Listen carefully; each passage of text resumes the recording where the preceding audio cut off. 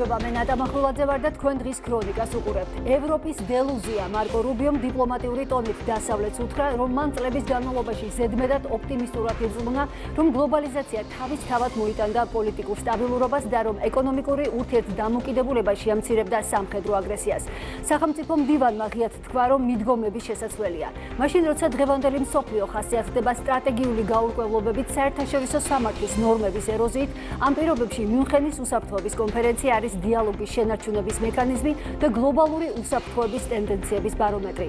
მსოფლიო ლიდერების შეკრების ცენტრში საგარეო უწყების ხელმძღვანელმა კიდევ ერთხელ განმარტა, რა მნიშვნელოვანი როლი აქვს აღმოსავლეთსა და დასავლეთ კარიბჭედ წოდებულ საქართველოს შუადერეფნის კონტექსტში, რომელიც ევროპისთვის სულ უფრო პრიორიტეტული ხდება. ამ ფონზე ევრობიუროკრატიის ნარატივზე მყოფ ესტონეთს საქართველოდან ელჩი სომხეთში გადაჰყავს, თბილისში კი დროებით წვრთნებულ სტოლებს. პოლიტიკურ საკითხებს დღეს ჩვენ ეთერში საპარლამენტო უმრავლესობის წევრი გიორგი გაბუნიასთან და ერთიანი ნეიტრალური საქართველოს პოლიტიკურ მდივანთან ბიძინა გიორგობიანთან ერთად განვიხილავთ. გადაცემის მეორე ნაწილში კი ვისაუბრებთ ჰაერის დაბინძურებით გამოწვეულ პრობლემებზე. მედიკოსები ამბობენ, რომ ეკოლოგიური მდგომარეობა განსაკუთრებით რისკ ჯგუფებზე აისახება. აქცენტი კეთდება ქრონიკული დაავადების მქონე პირების, ბავშვების ორსულებისა და 65 წელს გადაცილებული მოსახლეობის ჯანმრთელობაზე. როგორც ცნობილია, საგზაო მოძრაობის უსაფრთხოებასთან და ავტოპარკის განახლებასთან ერთად მთავრობის მიერ პარლამენტში წარდგენილი კანონპროექტის მიზანია ჰაერის დაბინძურების შემცირება. რა მექანიზმებით არის აუცილებელი ქვეყანაში ეკოლოგიური მდგომარეობის გაუმჯობესება? იაშვილის სახელობის ბავშვთა ცენტრალური საავადმყოფოს კლინიკური დირექტორი ივანე ჩხაიძე შემოგვერთდება პირდაპირ ეთერში. მაშასე მივესალმებით ჩვენს პირველ სტუმარს, გიორგი გაბუნია გვერდება პირდაპირ ეთერში. ძალიან დიდი მადლობა ბატონ გიორგი, რომ მონაწილეობთ ჩვენს გადაცემაში. ამჟამად მიუნხენი არის მსოფლიო ლიდერების შეკრების ცენტრი. დღევანდელი მრავალ კრიზისული გარემოდან გამომდინარე ის ფუნქციონირებს როგორც ერთგვარი სტრატეგიული სენსორი, ადგილი სადაც იკვეთება ახალ ძალთა ბალანსი და პოლიტიკის მიმართულებები. ვნახეთ მარკო რუბიოს გზავნილები, აი კონფერენციაზე იმყოფება მაკა ბოჭორიშვილი და ჰქონდა საკმაოდ საინტერესო შეხვედრები. შეიძლება ჩავთვალოთ, რომ ეს კომუნიკაცია ბიძგს მისცემს ურთიერთობებს, რომ განახლდეს და უფრო დადებითი დინამიკისკენ წავიდეს.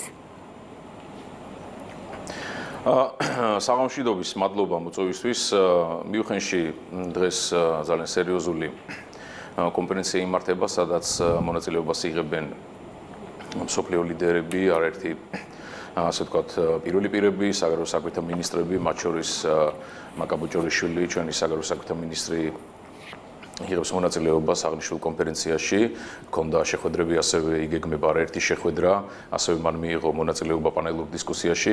ეს ძალიან კარგია, ძალიან მნიშვნელოვანია ამ კონფერენციაში მონაწილეობა, ვინაიდან გაჟღერებული იქნას ჩვენი ქვეყნის ხედვები, ჩვენი ქვეყნის ინტერესები იქნას ხაზგასმული. ძალიან საინტერესო გამოსვლა ჰქონდა ამერიკის შეერთებული შტატების სახელმწიფო მდივანს მარკო რუბიოს. ამ პრაქტიკულად გამოაცხადა გლობალიზაციის ის ლიბერალურ დემოკრატიული, ასე ვთქვათ, იდეოლოგიის დასრულება. სხვადასხვა ძალიან საინტერესო იყო ამ დროს კაია კალასის დაღვრობილი სახის ყურება. ფაქტი ფაქტად რჩება, რომ ის ასე ვთქვათ, მსოფლმხედველობა, რასაც ქვია ლიბერალურ დემოკრატიული იდეოლოგია, როგორც ასეთი, რომლის თავარი ლოკომოტივიც გახდათ დასავლეთი, პრაქტიკულად დასრულდა. და ამასთან დაკავშირებით ძალიან მნიშვნელოვანი განცხადება გაკეთდა, ასევე მათ შორის ევროკავშირთან მიმართებით გაკეთდა არაერთი თვალსაჩინო და ყურადსაღები გზავნილები. მაგრამ სამწუხაროდ უნდა ითქვას, რომ საქართველოს მას შემდეგ რაც მოიპოვა დამოუკიდებლობა, ის იდეოლოგია, რომელზეც ახლა ჩვენ გველაპარაკებიან, თურმე არ გაამართლა, აბსოლუტურად სრული, ასე ვთქვათ, მოცულობით მოგვახვიეს თავს მთელი ამ წლების განმავლობაში. და ჩვენი ქვეყანა გახდა ერთგვარი პოლიტიკური პოლიგონი ამ იდეოლოგიის გატარებისა. ჩვენ კარგად გვახსოვს და განსაკუთრებით ბოლო 2 წლის განმავლობაში აჩვენა თუ რისთვის და რას ამზადებდნენ ჩვენ ქვეყანაში, ხო? ესე იგი ეს იყო NGO აგენტურა, რომელიც სოლიდურად ფინანსდებოდა, რომელიც პირდაპირ იყო ჩართული პოლიტიკურ პროცესებში, მათ შორის რადიკალური მედიის დაფინანსება, ისეთი მედია პროექტების დაფინანსება, რომელიც პირდაპირ აღვივებდა სიძულვილს საზოგადოების გახლეჩას ემსახურებოდა. და პოლარიზაციის დამკვიდრებას ჩვენ საზოგადოებაში, ასევე რადიკალი აქტივისტების მომზადებას იმისთვის, რომ ჩვენი ქვეყნის საშინაო პოლიტიკა ყოფილიყო კონტროლქვეშ. და ეს პრაქტიკულად ეს პროცესი შეიძლება ითქვას, რომ საქართველოში იყო ერთგვარი მაგალითი იმისა, თუ როგორ მოქმედებდა, თუ რა ასე ვთქვათ, პროცესები ვითარდებოდა ჩვენ ქვეყანაში, აი ამ იდეოლოგიის საფარქვეში. რაც შეეხება ამ დამოკიდებულებას, რომ ასე ვთქვათ, ერთის მხრივ ჩვენ ხედავთ, რომ გვესაუბრებიან, არის შეხვედრები, მეორის მხრივ გვაკრიტიკებენ, ეს არის ევროკავშირის პოლიტიკის კლასიკური, ასე ვთქვათ, მიდგომა, ორმაგი სტანდარტები, ორმაგი მიდგომა, რომ ერთის მხრივ ჩვენი დაკარგვა არ უნდათ, გვესაუბრებიან, ამავე დროს ისინი ცდილობენ, რომ ასე ვთქვათ, კრიტიკული განცხადებების, ასე ვთქვათ, რიტორიკა შეინარჩუნონ. რა თქმა უნდა, ჩვენ მზად ვართ მათთან სასაუბროთ და ასევე მზად ვართ იმისთვის, რომ ვაკრიტიკოთ. ჩვენ არ დაუშვებთ იმას, რომ ჩვენი ქვეყნის საშინაო საქმეებში მოხდეს ისეთი უხეში ჩარევები, რომელიც ჩვენ ვნახეთ განსაკუთრებით ბოლო პერიოდის განმავლობაში და რა თქმა უნდა, ისინი მიიღებენ ჩვენგან სიმართლეს, ისინი მიიღებენ ჩვენგან ამ საკითხთან დაკავშირებით პრინციპულ და მკაც პოზიციას და რა თქმა უნდა ჩვენ მზად ვართ დიალოგისთვის და იმისთვის რომ ევროკავშირის და საქართველოს ურთიერთობები თვისობრივად გადაიტვირთოს. ორმაგი სტანდარტი ახსენეთ, ახლა ბატონ გიორგი, ბრიუსელის კრიტიკის კვალდაკვალ მაგალითად ესტონეთმა საქართველოდან ელჩი სომხეთში გადაიყვანა. ხედავთ თუ არა თქვენ კავშირს ცოტა ხნის წინ მაგალითად ესტონეთში დარეგისტრირებულ არასამთავრობო ორგანიზაციებს ამ პოლიტიკის გაგრძელება, როგორ ფიქრობთ, თუ სხვა ახსნა აქვს თქვენთვის ესტონეთის ამ გადაწყვეტილებას? ზოგადად შეიძლება ითქვას, რომ ესტონეთის ელჩის გადაყვანა ამით ახლა საქართველოს არც არაფერი არ დააკლდება და არც მოემატება, ხო? ეს მათი გადასაწყვეტი, ეს მათი ნება. ზოგადად ესტონეთის ხელისუფლების პოზიცია, რომ მორალური პედესტალიდან საქართველოს ესაუბროს, არის ხიმილის მომგვრელი. არ დარჩა უკადრებელი, რომელიც არ იკადრა ესტონეთის ხელისუფლებამ საქართველოსთან მიმართებით. და პრაქტიკულად შეიძლება ითქვას, რომ ბატონო, ეს ბალტიისპირეთის ქვეყნების ხელწერაა. ზოგადად რა თქმა უნდა და ესტონეთი ამ მიმართულებით იყო ერთ-ერთი მთავარი ლოკომოტივი ამ პოლიტიკისა და ფაქტით სახეზეა. ჩვენ პრინციპში ვერ ვდარდობთ ამ საკითხს და ეს მათი გადასაწყვეტია. რაც შეეხება ასე ვთქვათ იმ პროცესს თქვენ ახსენეთ კონკრეტული არასამთავრობო ორგანიზაციების ოფისების რეგისტრაცია ესტონეთში.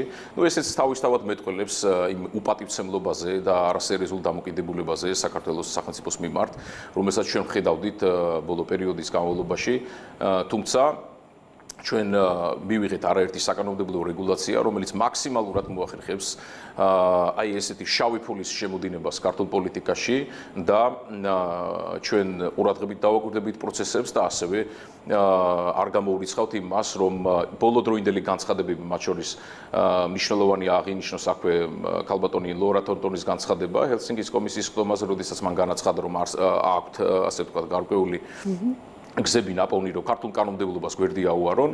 ჩვენ აუცილებლად გავანალიზებთ ამ პროცესს და საქართველოს ხელისუფლება მიიღებს ყველა ზომას იმისთვის, რომ 100%-ით მაქსიმალურად ეფექტურად იქნეს აღკვეთილი ის შავი ფული, რომელიც ჩვენი ქვეყნის საშინაო პოლიტიკას აზიანებს. თქვენი ოპონენტები საუბრობენ, რომ ეს ელჩის გადაყვანა ერთგვარი სახიფათო სიგნალია.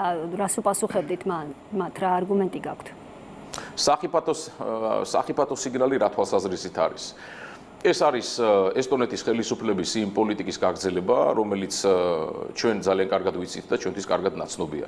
კიდევ ერთხელ ვამბობ, ჩვენ ვერ ვდარდობთ ამ საკითხზე, აბსოლუტურად სრული ასე ვთქვათ, ნეიტრალური დამოკიდებულება გვაქვს, ეს მათი გადასაწყვეტია. რა თქმა უნდა, საქართველო ინარჩუნებს ცალმხრივი მეგობრობის ფორმატს ესტონეთთან ესტონელი ხალხის მიმართ და რა თქმა უნდა, ჩვენ მზად ვართ იმისთვის, რომ თუნდაც მათთან ვისაუბროთ. ვინაიდან ოპოზიციაზე ვსაუბრობთ მათ დამოკიდებულებაზე, ოპოზიცია ისევ ისტერიკაშია რადიკალებს სახელმწიფო უსაფრთხოების სამსახურის უფროსის ამერიკაში ვიზიტი აშფოთებთ. თქვენი აზრით რატომ? მოგეხსენებათ სახელმწიფო უსაფრთხოების სამსახურის ხელმძღვანელი ბატონი მამუკა მდინარაძე ბრძანდებოდა ამერიკის შეერთებულ შტატებში, მან გამართა გარკვეული შეხვედრები, ბუნებრივია მე იმაზე მეც რაც საზოგადოებისთვის გახდა ცნობილი სახელმწიფო უსაფრთხოების სამსახურის განცხადებაში, ამაზე მეც მე ვერ მოგახსენებთ, მაგრამ ფაქტია რომ ამ შემთხვევაში უნდა ითქვას ერთი რამ, რომ ჩვენი ოპონენტები შეწუხებულები არიან იმის გამო, რომ ინგრევა მათი მთავარი პროპაგანდისტული თეზა, მათი მთავარი პროპაგანდისტული ნარატივი, რომ საქართველოს არავინ არ ელაპარაკება, რომ საქართველოს იზოლაციაშია, რა თქმა უნდა, ეს არის სრული სიცრუე და საზოგადოების მოტყუება, ვინაიდან საქართველოს აქვს განსაკუთრებით ამ მიმართულებით უსაფრთხოების თვალსაზრისით კონტაქტები ამერიკის შეერთებულ შტატებთან და განსაკუთრებით უნდა აღინიშნოს ბოლოდროინდელი შეხვედრები პრეზიდენტის, მათ შორის საგარეო საქმეთა მინისტრის შეხვედრები ამერიკის შეერთებული შტატების წარმომადგენლებთან, რაც გვიჩენს ფრთხილ ოპტიმიზმს იმასთან დაკავშირებით, რომ ამერიკის შეერთებულ შტატებსა და საქართველოს შორის ურთიერთობის გადატვირთვისთვის გაჩნდება აუცილებელი იმპულსები. კი, აშკარად პოზიტიური დინამიკა შეიმჩნევა. ძალიან დიდი მადლობა ჩვენს ეთერში საუბრობდა გიორგი გაბუნია, საპარლამენტო უმრავლესობის წევრი. ეხლა კი საუბარს განვაგრძობთ ბიძინა გიორგობიანთან. ძალიან დიდი მადლობა ბატონ ბიძინა, რომ მონაწილეობთ ჩვენს გადაცემაში. დიდი მადლობა თქვენ. მოკლედ დღეს ერთგვარი მედიის ფოკუსში არის მიუნხენის უსაფრთხოების კონფერენცია. მიუნხენის უსაფრთხოების კონფერენცია დღეს გაცილებით მნიშვნელოვანია ჩემი აზრით, ვიდრე ცივი ომის შემდგომ პერიოდში, რადგან მსოფლიო კვლავ გადადის გარდამავალ ფაზაში, სადაც წესრიგი ჯერ ფორმირების პროცესშია. გნებავთ ტრანსატლანტიკური ურთიერთობების ტესტირების არენა და ასე შემდეგ. კონფერენციის კულმინაციური მომენტი იყო დღეს მარკო რუბიოს გამოსვლა. დელუზია ახსენა მან. თქვენ როგორ ხსნით ამას და როგორ ფიქრობთ, რა იქნება ევროპელი ლიდერების საპასუხო რეაქცია?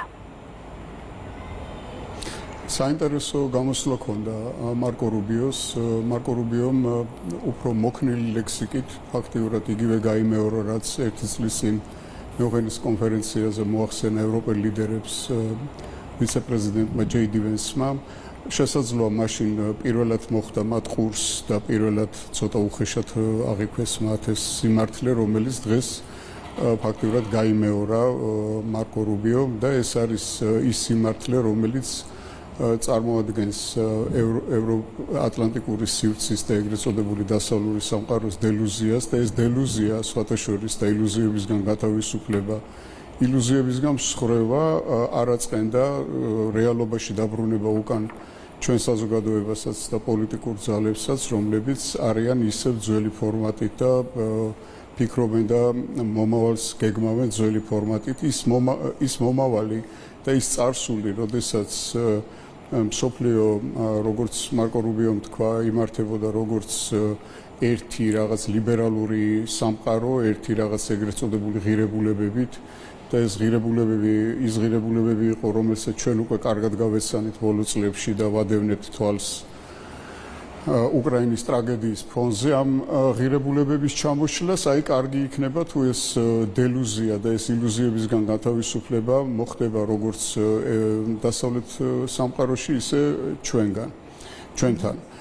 საერთოდ ახალი მსოფლიო წესრიგი, რაზეც ისაუბრა ამერიკის შეერთებული შტატების სახელმწიფო მდივანმა, ჯერჯერობით კონტურები არ ჩანს, მაგრამ ერთი რამ ცხადია და ისინი ამბობენ, რომ ეს რაღაცა იდეოლოგიური ჩარჩოები, ეს რაღაცა იდეოლოგიური სამყარო, რომელშიც ისინი ცხოვრობდნენ მეორე მსოფლიო ომის შემდეგ და მათ ჰქონდათ ეიფორია ცივ-ომში გამარჯვების ბოლო 30 წლის განმავლობაში, ფაქტიურად მორღვეულია და ის აღარ ფუნქციონირებს და ალბათ მომავალში ეს გარდაიქმნება უფრო პრაგმატულ ნაციონალური ეროვნული სახელმწიფოების ურთიერთობების ფორმაში და მან ხაზგასმით აღნიშნა, რომ აღარ არსებობს ის ერთიანი შეხედულება ყველა დასავლურ ერთიან სამყაროზე, არამედ აქ უფრო წინა იმაზე გამოვა, ფონზე გამოვა ეროვნული ინტერესებიდან გამომდინარე სახელმწიფოების ურთიერთობა,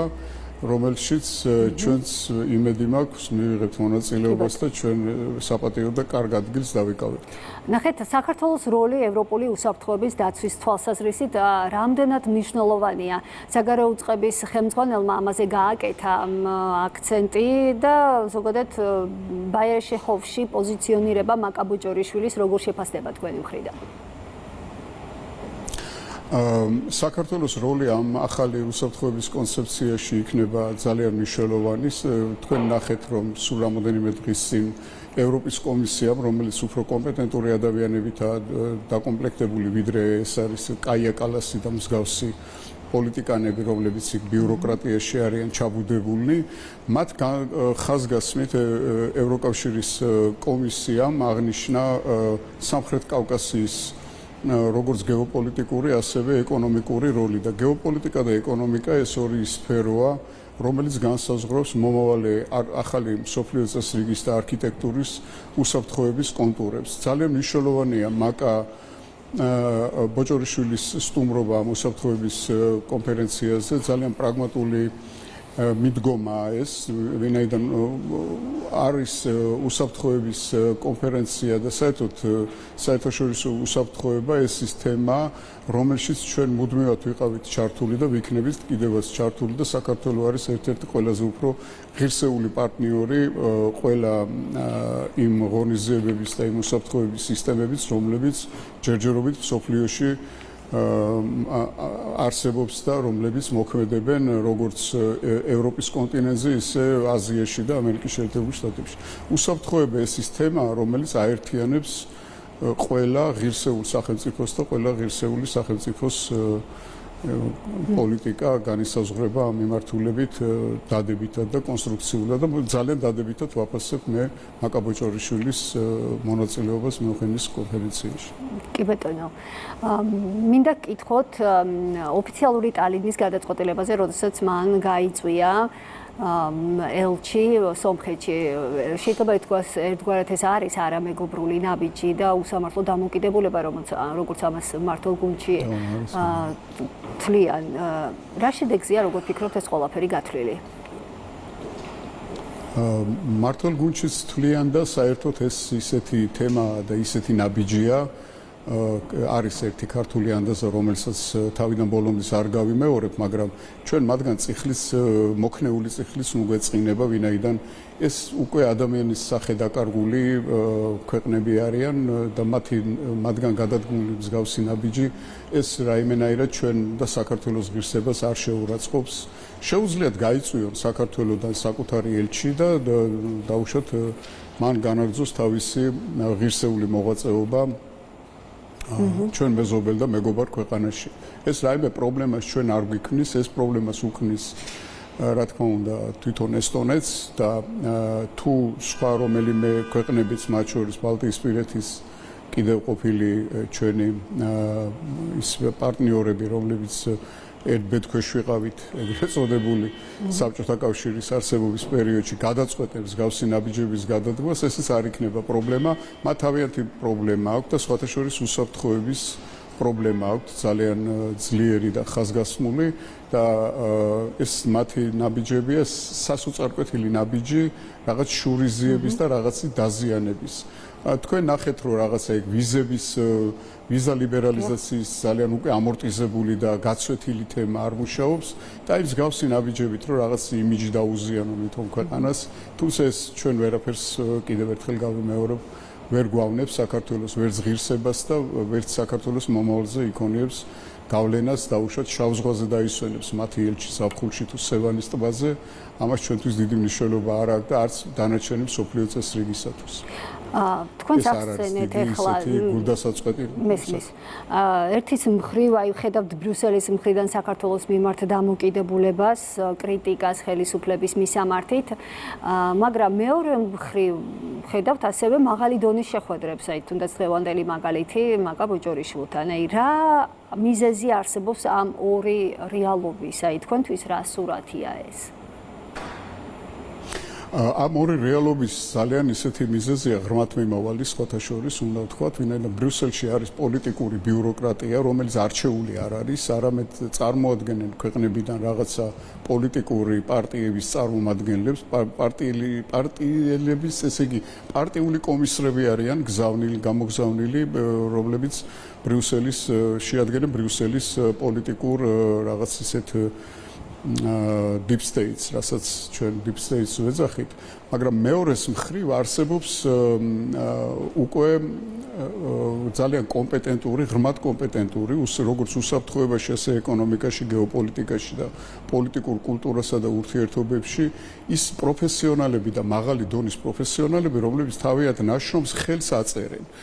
თქვენ ხედავთ, რომ არანაირ განცხადებაზე ბრიუსელის პოლიტიკური ბიუროკრატია პასუხს არ აგებს მომავალში, მაგრამ აი ისინი, ვინც წერენ დაუშვათ ისეთ დასკვნებს, როგორი დასკვნას გამოაქვეყნა ევროპის კომისიამ საქართველოს და სამხრეთ კავკასიის მომავალზე და მნიშვნელობაზე, იმას ხელს აწერენ ისეთი სპეციალისტები და ისეთი ექსპერტები, რომლებიც თავისი სახელით და გვარით და პიროვნულად უკვე პასუხს აგებენ იმ დასკვნებზე, რომელსაც ისინი გასცემენ. აი ეს ორი განსხვავებაა მათ შორის, რომ ის ერთი რაც არის ეგრეთ წოდებული რაღაც პოლიტიკური განცხადებები შინაარსისგან და სიმართლისგან აცდენილი და შინაარსისგან დაცლილი, რასაც ვისმენთ ჩვენ ხშირად დაუშვათ იქ მართა კოსი იქნება თუ კაია კალასი იქნება ეს თუ ურსულა ფონ დერ ლაიენი თავად მისი აღმატებულება ისინი დაცლილი არიან ყოველგვარი მომავალი პასუხისმგებლობისაგან მაგრამ იქ სადაც ხედავთ ჩვენ ექსპერტების დასკვნებს იმ ექსპერტების დასკვნებში საქართველოს თავისი რეიტინგებით თავისი რეალური მდგომარეობით და თავისი მომავალი დანიშნულებით და მომავალის განსაზღვრით იქ სადაც ადამიანები თავის ექსპერტულ დასკვნებს ხელს აწერენ და პასუხს აგებენ თავიანთ სიტყვაზე, იქ უკვე საქართველოს უკავია სულ სხვა და კარდინალურად განსხვავებული მდგომარეობა, რაც ძალიან მნიშვნელოვანია ჩვენთვის და ეს არის ნამდვილი ევროპა, ეს არის ნამდვილი პარტნიორობა და ეს არის ის ევროპა, რომლისკენაც ოდესღაც ჩვენ გადავწყვიტეთ, რომ ქონოდა სწორება, მაგრამ სამწუხაროდ ევროპამ განიცადა დეფორმაცია და ის ისეთ დაემსგავსა, ისეთ გაერთიანებას, საიდკენას გადადგმული ნაბიჯები ძალიან დიდ საშიშროებას შეიცავს დღეისათვის საქართველოსათვის. ეს უნდა ვთქვათ ცალსახად და ერთმნიშვნელოვნად. ერთიანი ნეიტრალური საქართველოს, პარტია ერთიანი ნეიტრალური საქართველოს, ამასთან დაკავშირებით გამოვიდა კიდევაც სპეციალური განცხადები და გავაკეთეთ ჩვენ სპეციალური განცხადება ამ საკითხთან დაკავშირებით. თქვენ ეხა აქცენტი გააკეთეთ ზოგადად საქართველოს სწორ პოზიციონირებაზე. ცოტა ხნის წინ გიორგი გაბუნია ჩვენს ეთერში საუბრობდა, რომ ფრთხილი ოპტიმიზმი არსებობს შტატებთან ურთიერთობის განახლების დინამიკასთან დაკავშირებით. თქვენ რა მოლოდინები გაქვთ?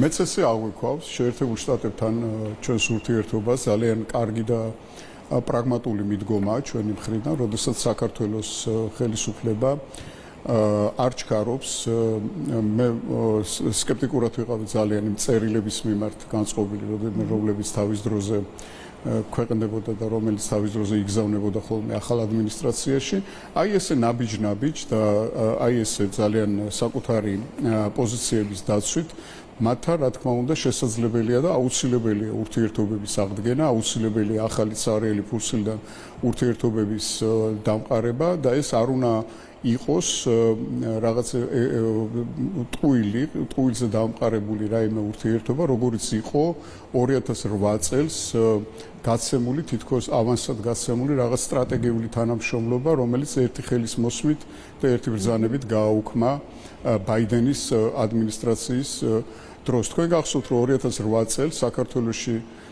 განვითარებული მოვლენების და საქართველოს თავდატეხილი ტრაგედიის შემდეგ თითქოს და ერთგვარად აი რაღაც ისე ავანსათაც მიცეს, რომ აი თქვენ მოდით ჩვენი სტრატეგიული მეგობრები ხართ და ანუ ან რაღაც ისე წყალობის სიგელი გამოგვიწერეს, მაშინ თუმცა არანაირი სტრატეგიული მეგობრები ჩვენ რეალურად არ ვიყავით, ეს ეთყობოდა არა მხოლოდ როგორც სავიზო რეჟიმის სიმკაცრეს ამერიკის შეერთებულ შტატებთან, ასევე სავაჭრო ბრუნვას მათთან და სხვა რაიმე ინტერესებს, რომლებიცაც წარმოვადგენთ ჩვენი სისხლით და ხორცით იმ სამხედრო ოპერაციებში, რომელიც განახორციელა ამერიკის შეერთებულმა შტატებმა ავღანეთში და სხვა მისიებში ქართველები თქვენ გახსოვთ რამხელა წარმომადგენლობით მონაწილეობდნენ. კი ბატონო. ძალიან დიდი მადლობა საინტერესო საუბრისთვის ჩვენს ეთერში ერთიანი ნეიტრალური საქართველოს პოლიტიკური მდივანი ბიძინა გიორგობიანი საუბრობდა.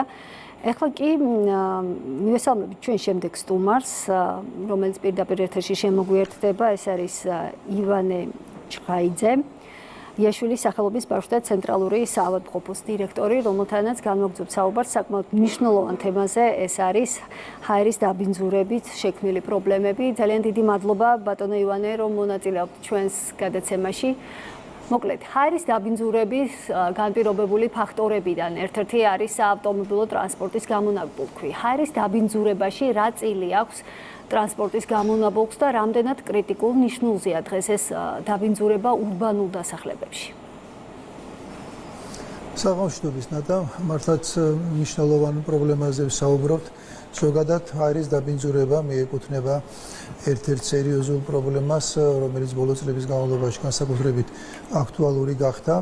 ამის უკან ძალიან ბევრი ფაქტორია დაწყებული, თუნდაც რამდენიმე ხნის წინ იცით საქართველოში იყო უდაბნოს მტვრის გადმონაცვლება და მკვეთრად გააუარესა ჰაერის ხარისხი, თუმცა არსებობს უფრო მუდმივი დამაბინძურებლებიც, რომელთაგანაც ერთ-ერთი ყველაზე მთავარია სწორედ ავტომანქანების გამონაბოლქვი. და ითვლება, რომ ეს გამონაბოლქვი ზემოქმედებას ახდენს არა მხოლოდ გარემოზე, საკმაოდ სერიოზულ ზემოქმედებას ახდენს ადამიანის ჯანმრთელობაზე, განსაკუთრებით ბავშვების ჯანმრთელობაზე და ეს ზემოქმედება არ არის თქვათ მხოლოდ და მხოლოდ სასუნთქი სისტემის მხრივ მიმართული. ძალიან ბევრი სხვადასხვა ორგანო და სისტემა შეიძლება იყოს ჩართული ამ პროცესში. ჩვენ აღვნიშნეთ სასუნთქ სისტემა, მათ შორის ისეთი დაავადებები, როგორიც არის ფილტვის ქრონიკული ობსტრუქციული დაავადება, ძალიან დიდი მნიშვნელობა აქვს ჰაერის დამაბინძურებელს გამოწვეული ავტომანქანის გამონაბოლქვით ასთმის შემთხვევაში, მაგრამ კიდევ უფრო მძიმე შედეგები არის ონკოლოგიური დაავადებების თვალსაზრისით, ფილტვის კიბო, ნაწლავების კიბო, შარდის ბუშტის კიბო, ასევე შეიძლება იყოს ასოცირებული ჰაერის დაბინძურებასთან. რას შეიცავს, რომელ განსაკუთრებით მავნე ნივთიერებებს ეს სატრანსპორტო გამონაბოლქვი და რამდენად მნიშვნელოვანი კონტრიბუტორია გამონაბოლქვისგან დაბინძურებული ჰაერი დაავადების განვითარებაში, თუ სიკვდილიანობაში. თქვენ კი ფართოდ გაშალეთ ეგ ცნებები, მაგრამ უფრო დეტალურად რომ გითხრათ. ერთი ციფრი მინდა მოვიყვანო. 38 სხვადასხვა ქიმიური ნივთიერება შედის ავტომანქანის გამონაბოლქვში. 38. ამათგან ნაწილი მოქმედებს ჰაერის დაბინძურებაზე და იწვევს სხვადასხვა ორგანოსა და სისტემის დაზიანებას.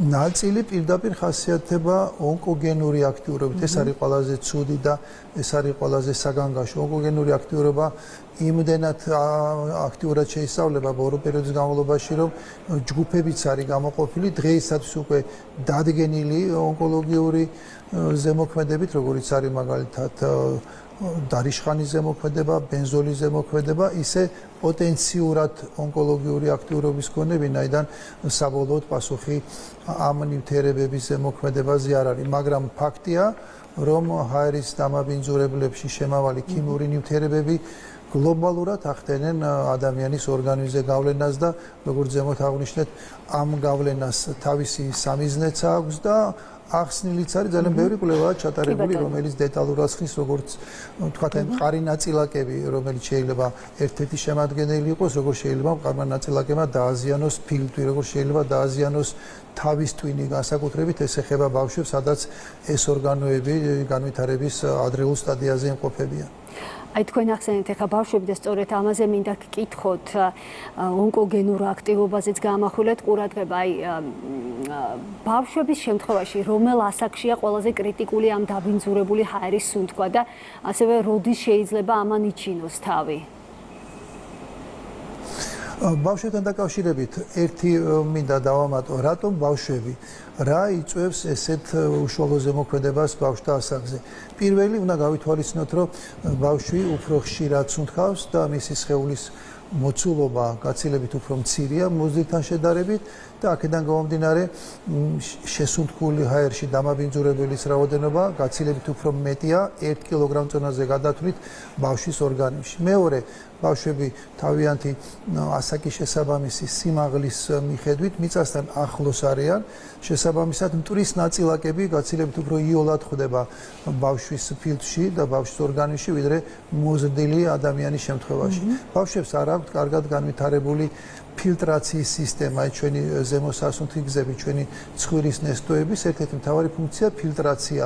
ფილტრაციის მექანიზმი ბავშვებში განვითარებული არ არის, ვინაიდან ადგილობრივი დამცავი მექანიზმები ჯერჯერობით ჩამოყალიბებული არ არის. აი სწორედ აი ამ თავისებურებების გამო ბავშვები გაცილებით უფრო მეტად მოწყვლადი არიან ესეთი ზეგავლენის მიმართ მოზრდილებთან შედარებით. აი რაც შეეხება უშუალოდ ზემოქმედებას, ჩვენ რამდენიმე ძირითადი კომპონენტი დავასახელეთ, ასევე დავასახელეთ ონკოლოგია, მაგრამ ერთს მინდა გავუსვა ხაზი თავის ტვინზე ზეგავლენა. აი ბოლო პერიოდში ჩატარებულია ძალიან მრავალრიცხოვანი კვლევა, რომელიც ასახავს შესაძლო კავშირს ატმოსფერული ჰაერის დაბინძურებას, იმ დაბინძურებას, რომელიც შეიძლება იყოს გამონაბოლქვით, ავტომობილის გამონაბოლქვით გამოწვეული და ისეთ სერიოზულ გლობალურ პრობლემას შორის, როგორიც არის აუტიზმი. ითვლება, რომ შესაძლებელია აუტიზმი, რომლის მიზეზები საბოლოოდ დადგენილი არ არის, ერთ-ერთი მიზეზი იყოს სწორედ დაბინძურება გამოწვეული მანქანების გამონაბოლქვით და ამის მექანიზმებიც არის ახსნილი, როგორ იწვევს ჰაერში არსებული ნაწილაკები, მათ შორის მყარი ნაწილაკები, მცირე ზომის 2.5 ზომის ნაწილაკები, აზოტის ოქსიდი, მცირე ანთებით კერებს ბავშვის ტვინში და ოქსიდაციური სტრესის განვითარებას, რაც საბოლოო ჯამში აისახება კიდეც ნეიროგანვითარებითი პროცესების დარღვევაზე. ეს შედარებით ახალი კვლევა, UNICEF-ი განსაკუთრებულ ყურადღებას აქცევს ამ მონაცემებს, ეს კვლევები გრძელდება, მაგრამ ფაქტია, რომ შესაძლო კავშირი აუტიზმსა და ჰაერის დაბინძურებას შორის გამოწვეული ავტომობილების გამონაბოლქვით უკვე ამაზე საწყისი ეტაპის კვლევები არსებობს და შესაძლებელი ეს კავშირი საბოლოოდ დადგენილიც იყოს. რა არის ბატონო ივანე ის დისტანცია და ის მანძილი, რომელზეც ილექება მძიმე მეტალები და გამონაბოლქვი? თუ ასეთი არსებობს და ზოგადად და როგორ შეიძლება დაიცვას მშობელმა მაგალითად ეს დისტანცია? საკმაოდ რთული შესასრულებელია, თქვენ მძიმე მეტალები ახსენეთ, ჩვენ გამოგვჩა ნამდვილად ერთ-ერთი მძიმე მეტალია, მათ შორის ტყვია, რომელიც შეიძლება იყოს გამონაბოლქვში და რომელიც შეიძლება ბავშვის ორგანიზმზე იმოქმედოს. როცა დისტანციაზეა საუბარი, საქართველოში ის პროგრამა, ტყვის ზედამხედველობის პროგრამა, რომელიც 2019-დან ხორციელდება, ამ პროგრამას თან ახლდა კითხვარი საცხოვრებელი ადგილის გამოკვლევის და იქ იყო ესეთი კითხვა, ხომ არ არის თქვენი საცხოვრებელი ადგილი ან სკოლა მაგისტრალური გზებისაგან 200-300 მეტრის მოშორებით. აი ეს არის ის უსაფრთხო მანძილი, რომლის იქეთ შეიძლება ავტომობილების გამონაბოლქვი და მტვერი ვეღარ ახდენდეს თავის ზეგავლენას. ეს რაც შეეხება გზებს და რაც შეეხება იმ მაგისტრალებს, რომელიც ქალაქ-გარეთ შეიძლება არსებობდეს. აი რაც შეეხება ქალაქს, თბილისში იცით რომ არსებობს დროის რეალურ რეჟიმში გარემოს დაცვის სამინისტროს მიერ განხორციელებული კონტროლი და ყველა ადამიანს შეუძლია ნახოს სად არის მაქსიმალური დაბინძურების ადგილები. ეს ადგილები ცნობილია და დროის გარკვეულ მონაკვეთში კონცენტრაციამ შეიძლება საშიშ ციფრებს მიაღწიოს. ამ შემთხვევაში საერთოდ არ არის საუბარი ბავშვის გარეთ გამოყვანაზე. როდესაც ესეთი საგანგაშო მაჩვენებელია, უკეთესია ბავშვი იყოს სახლში, აუცილებლად ხაზი უნდა გაუსვათ, რომ ამ პერიოდში აქტიურობა, ფიზიკური აქტიურობა არის ძალიან საშიში, ამაში გულისხმობს სპორტული აქტიურობა, ისე ჩვეულებრივი თამაშები, ვინაიდან როდესაც ბავშვი ხშირად ცუნთქავს, გაცილებით უფრო მეტი რაოდენობით შედის ეს დამაბინძურებული ქიმიური ნივთიერებები ბავშვის ორგანიზმში და თავის ზეგავლენას ახდენს. ამიტომ აქ უნდა გავითვალისწინოთ საცხოვრებელი ადგილი, უნდა გავითვალისწინოთ ასევე ისეთი მნიშვნელოვანი ფაქტორი, როგორიც არის ქარის ზემოქმედება, ისეთი მნიშვნელოვანი ფაქტორი, როგორიც არის თუნდაც ბენზინგასამართის სადგურის არსებობა, ასე რომ ძალიან ბევრი ნიუანსია, რომელიც განაპირობებს დაბინძურების სხვადასხვა ხარისხს და ძალიან მნიშვნელოვანია, რომ ჩვენ დღეს ყოველ შემთხვევაში საქართველოს ძალიან ბევრ ქალაქში და ძალიან ბევრ ადგილას გვაქვს შესაძლებლობა ვაკონტროლოთ ატმოსფერული ჰაერის ხარისხი და ამისი ერთ-ერთი შემადგენელი ნაწილი სწორედ ავტომობილების გამონაბოლქვი გახლავთ. კი ბატონო. ბატონო ივანე, ძალიან დიდი მადლობა ამ მომწურავი ინფორმაციისთვის. ჩვენს ეთერში ივანე ჩხაიძე, იაშვილის სახელობის ბავშვთა ცენტრალური საავადმყოფოს დირექტორი საუბრობდა. ასეთი იყო მოვლენათა განვითარების ქრონიკა. მე ამით გემშვიდობებით ხვიჩა.